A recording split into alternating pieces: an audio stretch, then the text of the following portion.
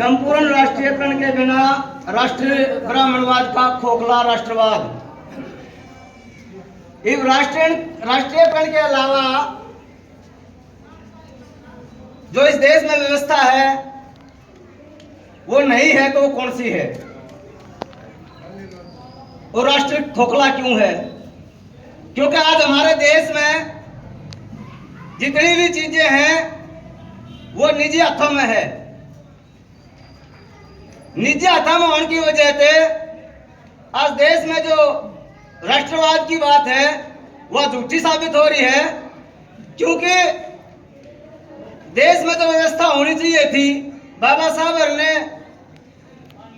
जो व्यवस्था चाहिए थी, जो सपना देखा था, वो राज्य समाजवाद का सपना था, राष्ट्रीयकरण का सपना था। इस पूरी दुनिया में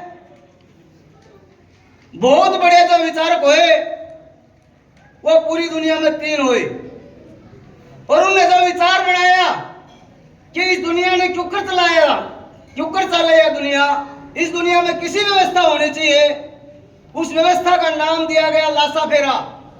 मैं तो घना पढ़ा लिखा नहीं हूं, जो पढ़े लिखे साथियों पढ़ लियो।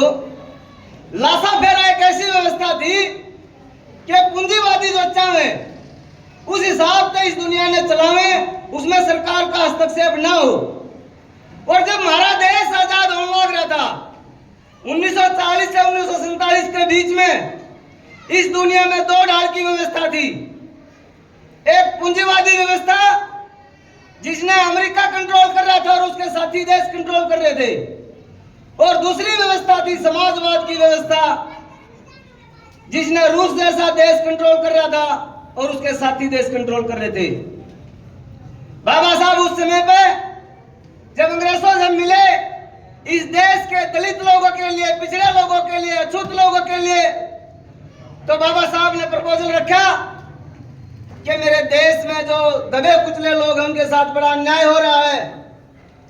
और जो मेरे से पहले जो वक्ता ने बताया जमीन के बारे में, बाबा साहब ने प्रपोजल रखा जो कृषि योग्य भूमि है, इस देश में एक सेटलमेंट कमीशन बनाया जा, उस सेटलमेंट कमीशन को 5 करोड़ रुपए सरकार दे, और वो सरकार उस जमीन ने खरीद के जो इस देश का दलित पिछड़ा है वह जमीन उन्हें दे दे, तो इस देश की समस्या खत्म हो जाएगी। इन गरीब आदमियों का दबे कुचले का शोषण होना बंद हो जाएगा और ये कलेश मिट जाएगा। लेकिन अंग्रेजों ने मना कर दिया। 1946 में फिर बाबा साहब ने एक कैबिनेट भारत में अंग्रेजा का आया, उसके सामने वो बात रखी, उन्हें फिर मना कर दिया। लेकिन उस कमीशन के आने के बाद ये बात तय होगी कि 2 महीना में, 4 महीना में, 6 महीना में हमने भारत आजाद करना पड़ेगा। भारत आजाद करना पड़ेगा। तो जो बुद्धिजीवी लोग थे उनके दिमाग में एक सवाल आने लगा कि जो नया भारत बनेगा वो हो किसा, वो किसा होना चाहिए। उस टाइम पे जब संविधान बनाने की बात चली तो बाबा साहब को ड्राफ्टिंग कमेटी का चेयरमैन बनाया गया। ये बाबा साहब ने सोचा बड़ी जिम्मेवारी आ गई, हमारे देश की जो व्यवस्था हुआ किसी हो। तो बाबा साहब ने प्रपोजल रखा कि ना तो हम पूंजीवादी व्यवस्था ने मानेंगे, ना हम समाजवादी व्यवस्था ने मानेंगे। 1929 में जो महामंदी आई थी, पूंजीवादी जो देश थे वे सारे के सारे कंगाल हो गए, सारे बैंकों में दिवाला लग गया। लेकिन समाजवादी व्यवस्था थी, उसकी अर्थव्यवस्था नहीं डगमगाई। फिर भी उसमें कमी क्या पाई समाजवादी व्यवस्था में बाबा साहब ने, कि उसमें जो भी अधिकार थे 1857 में जो सर्व भारत क्रांति हुई थी उसकी वजह से सारे के सारे अधिकार सिर्फ मजदूरों के थे, बाकी किसी के नहीं थे। वो भी गलत हो गया, क्योंकि बाबा साहब तो समानता ने मानने थे, रविदास जी के समर्थक थे, बुद्ध जी ने मानने वाले थे। तो बाबा साहब ने प्रपोजल रखा कि हम इस देश में मिश्रित व्यवस्था लागू करेंगे। इस देश में जो खेती हो वो सामूहिक खेती हो। इस देश में, इस देश की जो संसाधन साधन है उस पर सरकार का कब्जा हो और लोकतंत्र की सरकार हो। लेकिन आज की जो सरकार है वो उस पर काम नहीं कर रही। आज की देश की जो व्यवस्था है वो सारी पूंजीपतियों का हाथ में है।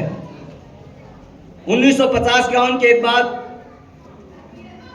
मैं आपको बताना चाहूंगा, मद्रास में एक बहुत बड़ा केस होया, जो भारत के इतिहास का सबसे बड़ा केस है। एक दलित लड़की को एमबीबीएस में एडमिशन हो गया और एक जनरल का नहीं होया। भारतीय संविधान के अनुच्छेद 15-16 में यह प्रावधान है जो आरक्षण का है।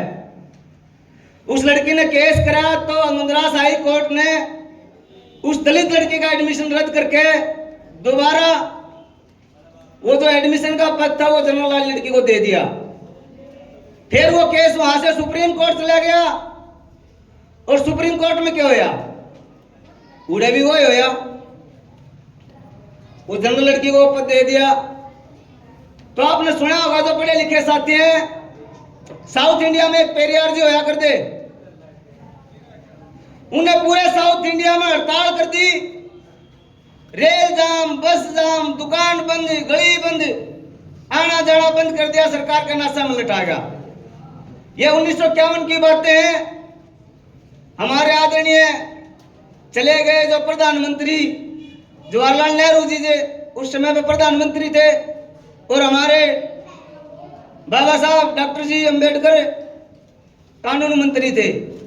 इन दुखी हो गए, नेहरू बोला बोला अंबेडकर के करा जा। उस टाइम पे बाबा साहब ने उनको सलाह दी कि आप इस जो आरक्षण का जो कानून है, अधिकार है, इसने फंडामेंटल राइट में बना दो, मौलिक अधिकार में जोड़ दो। उसके बाद जो सरकार का जो कोर्ट का हस्तक्षेप है वो कम हो जाएगा और ये समस्याएं खत्म हो जाएंगी।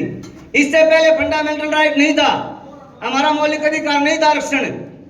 तो ये बहुत बड़ा केस साबित होया उस टाइम पे।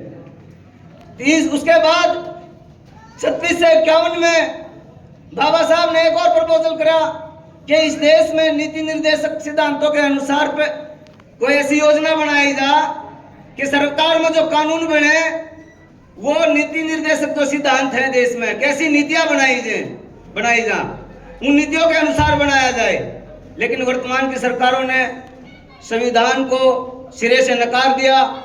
बाबा साहब ने 1949 में संविधान सौंपा, उस टाइम पे भी कहा था कि संविधान कितना भी अच्छा क्यों ना हो, वो संविधान बुरा साबित होगा अगर उसको लागू करने वाले लोगों के हाथ कम अगर बेईमान होंगे। तो साथियों, अब इसका समाधान क्या? इस देश के जो मूल निवासी हैं, जो पढ़े लिखे लोग हैं, उन्हें इकट्ठा होना पड़ेगा और इकट्ठा होकर जो 1857 में कार्ल मार्क्स ने उस देश में पूरी दुनिया के मजदूरों को आवाज दी थी कि दुनिया के कमेरे लोगों, ए दुनिया के मजदूरों, आज तुम एक हो जाओ। तुम्हारे पास खोने के लिए कुछ नहीं है, खोने के लिए कुछ है तो आपके हाथों की बेड़ियां हैं। इस व्यवस्था को बदल दो। उसी माध्यम से उसको मानते हुए इस सभा में बैठे जितने भी लोग हैं, मेरे देश के मूल निवासियों, आपसे मैं अनुरोध करता हूं, आज ये जो सफाई कर्मचारी आपके बीच में बोल रहे हैं, वो उस पूंजीवादी व्यवस्था का, ब्राह्मणवादी व्यवस्था का पीड़ित आदमी है, वो गुलाम है आज भी। और आपसे अनुरोध है, इस देश के मूल निवासियों, एक हो जाओ और इस ब्राह्मणवादी व्यवस्था को तहस नहस कर दो, खत्म कर दो। और जो हमारे महापुरुषों ने, हमारे पुरखों ने जो सपना देखा था, इस देश में समानता का राज हो, इस देश में आर्थिक समानता सबने मिले, सामाजिक समानता सबने मिले, जो संविधान की प्रस्तावना में है वो व्यवस्था लागू हो। मैं आपका बहुत बहुत धन्यवाद करता हूं, आपने मेरी बात सुनी। 2-4 नारे और लगाऊंगा। जय भीम, जय भीम, जय भारत, जय भारत, जय संविधान, जय मूल निवासी। बहुत बहुत सभी का धन्यवाद। जय भीम, जय मूल निवासी।